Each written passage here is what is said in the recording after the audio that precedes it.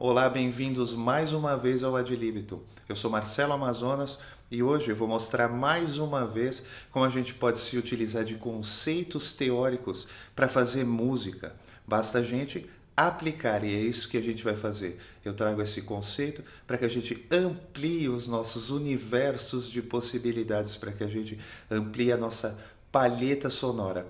Esse conceito eu aprendi muito e muito tempo atrás pelas mãos de um grande mestre chamado Cláudio Leal Ferreira, meu mestre amado para quem de quando em vez vou mandando um abraço aqui através do abismo do binário.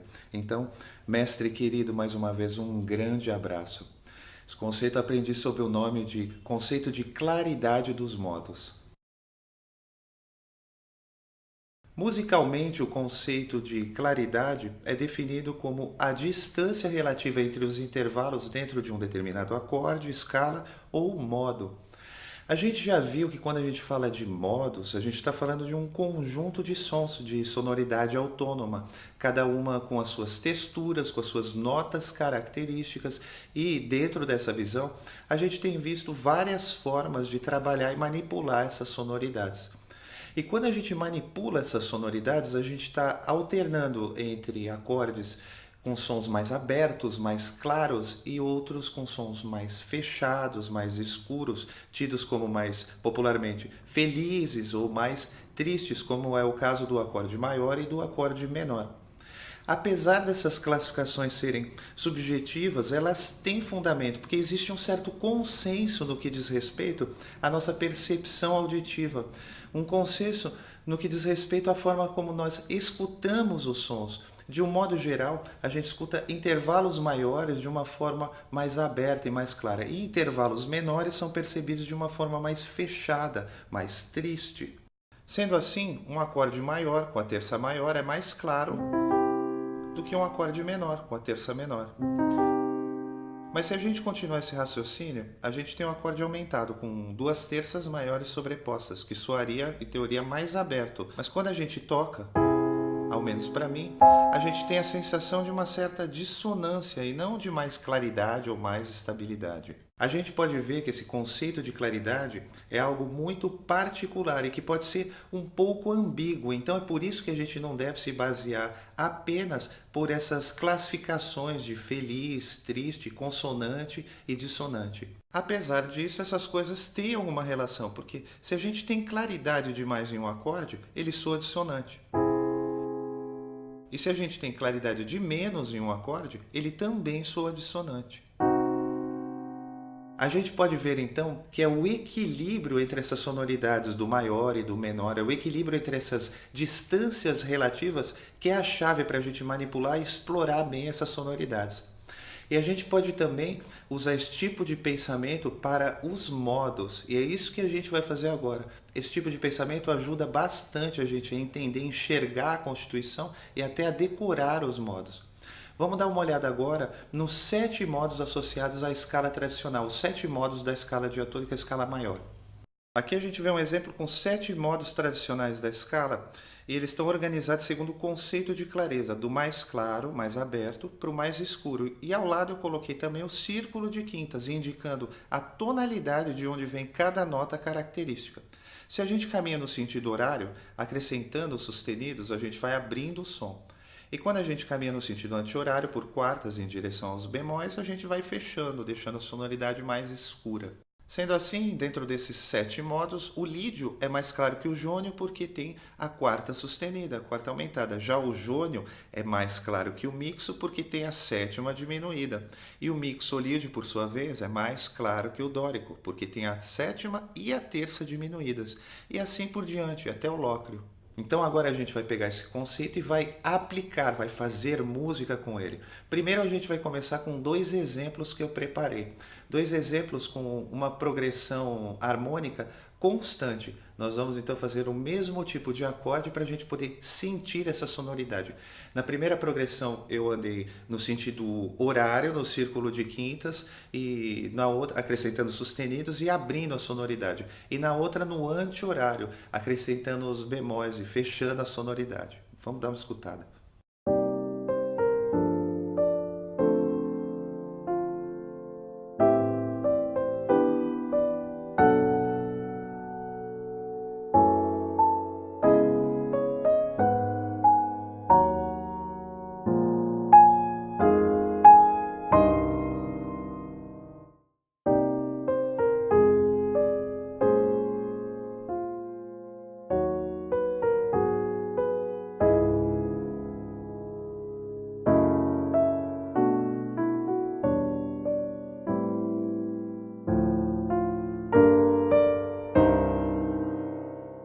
E essa é uma forma bem didática e clara da gente ver, da gente enxergar e da gente escutar essa aplicação desse conceito.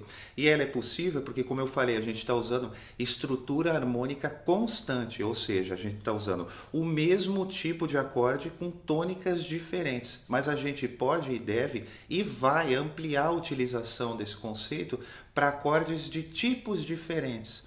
E para isso, a gente precisa saber bem o que o americano chama de parent scale, ou o que a gente chamaria aqui de matriz dos modos. A gente precisa saber que um determinado conjunto de notas pode pertencer a determinadas famílias diferentes, pode estar presente em modos diferentes. E é isso que eu vou explicar agora de uma forma um pouco resumida para a gente poder se aprofundar no conceito de claridade. Vamos usar um exemplo comum onde a gente está na tonalidade de Dó maior e de repente aparece o acorde Dó Maj 9 sustenido 11 ou a quarta aumentada, também chamado de Ré sobre Dó. A gente tem toda a sonoridade do lídio por causa da nota característica, a quarta aumentada. E esse Fá sustenido, essa nota não faz parte da tonalidade de Dó. Então a gente sabe que o lídio é o modo que está associado ao quarto grau da escala maior. Logo, se esse Dó é o quarto grau de alguém, ele só pode ser do Sol. Portanto, Dó lídio é da mesma família do Sol jônio, ele é o quarto grau. Então, de forma resumida, você deve saber que cada modo está associado a cada grau de uma escala e cada um deles partilha essa relação de parentesco com os outros porque possui o mesmo conjunto de notas e a gente pode alternar entre acordes que possuam essas mesmas notas. Isso acontece também com os modos que se geram de outras escalas, e a escala menor melódica é outro exemplo. Se a gente tem, por exemplo, o Sol mixo bemol 6, a gente sabe que o mixo é o modo do quinto grau. Bom, se no caso Sol é quinto grau, ele é do Dó. Como esse mixo é bemol 6, ele só pode vir da menor melódica, é o Mi bemol. Você pode dispor as escalas e os modos de base fazendo uma analogia com o círculo de quintas, que é uma ótima forma de estudar e decorar esses modos. E a gente deve sempre se lembrar que a gente deve praticar, fazer música, pegar esses conceitos e aplicar, porque é essa prática que vai sedimentar esses conhecimentos. Então a gente deve fazer experimentos, procurar fazer uma introdução, um pedaço de uma música, ver como você pode acessar essas sonoridades e vai organizar esses pensamentos a partir do seu próprio instrumento. E é pensando em tudo isso que eu também fiz meus experimentos. Eu fiz um pequeno estudo para piano, onde eu vou seguindo esse conceito e também o círculo de quintas. Eu vou acrescentando sustenidos usando o parent scale.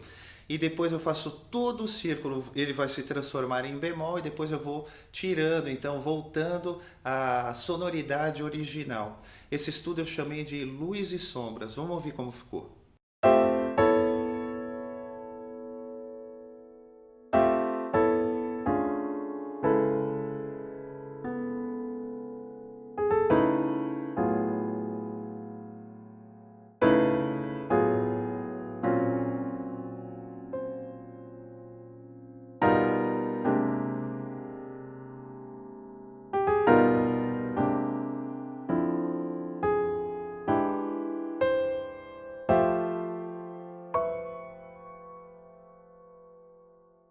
A gente viu no episódio de hoje que essa é mais uma grande ferramenta para compor e que a gente pode utilizar esse pensamento para criar coerência e unidade entre acordes e sonoridades que, em princípio, no primeiro plano, parece que não tem nenhuma relação uns com os outros. E é isso que eu gosto bastante nessa técnica.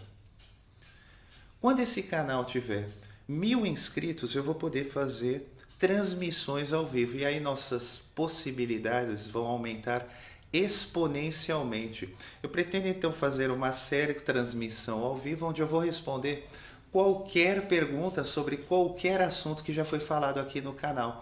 Então, se você gosta dessa ideia, se você quer que ela se concretize, você pode ajudar enviando os vídeos, compartilhando, convidando as pessoas para fazer o canal de música que você deseja aqui na web. E se você já tem feito isso, então fica aqui o meu muito obrigado.